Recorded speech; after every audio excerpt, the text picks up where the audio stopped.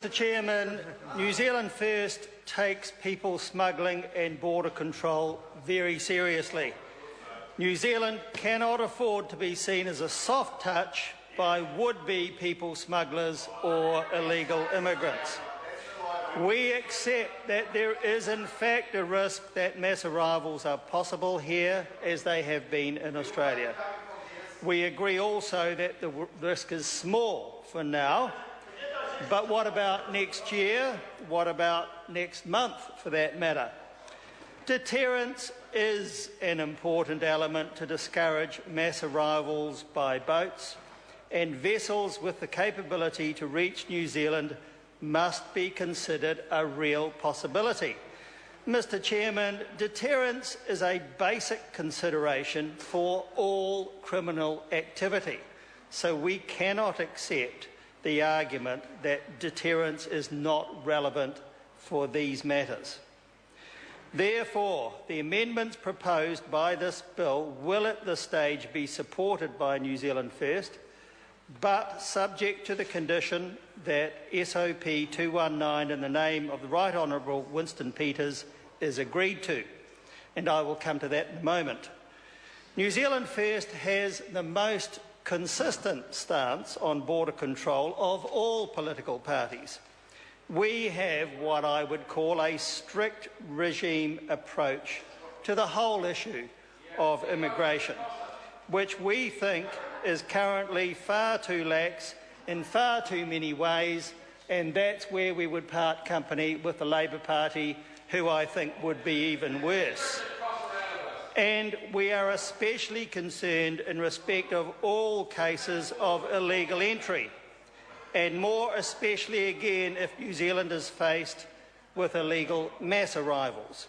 We have a hardline approach because we put New Zealand first, and the Labour Party obviously does not. And if that means perceived, and I stress the word perceived, non-compliance with international conventions, then so be it. We see New Zealand interests first in priority rather than the soft approach which other parties would foist upon us. In this day and age, this matter is at the forefront of the protection of New Zealand and the integrity of our borders. New Zealand First will never tolerate illegal entry to this country, and we will not accept the many and various excuses such people give for their illegal activities. We also know that if we adopt a soft approach, we will not be doing enough to protect the lives of people who are the customers of the people traffickers.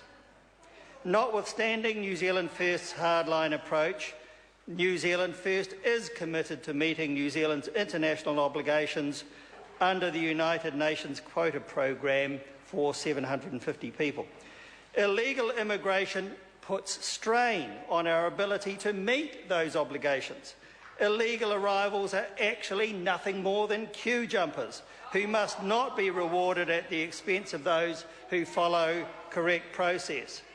This will happen if mass arrivals get out of control. While that is unlikely, we must still be prepared for it, not only so that we can handle it if it occurs, but, as I've said before, to deter people traffickers and their customers from trying it on. The bill assumes that the New Zealand authorities actually have the capacity required to deal with mass arrival, defined as over 10 people together. This means the relevant government departments and agencies must have the capacity to set up one or more detention centres for illegal refugees within 24 hours of their arrival, and we see no guarantee that such systems or plans are in place, and the bill in its present form places no expectations on the authorities to adequately deliver those facilities. New Zealand First therefore strongly urges the government to support Winston Peters' SOP, which would ensure that proper systems are in place to deal with mass arrivals as they happen, if or when they happen, and which specifically requires the CEO of the Corrections Department, with the authority of the Prime Minister, Mr Chairman. Honourable David Cunliffe. I can't tell you how much of a relief that was, Mr Chairman.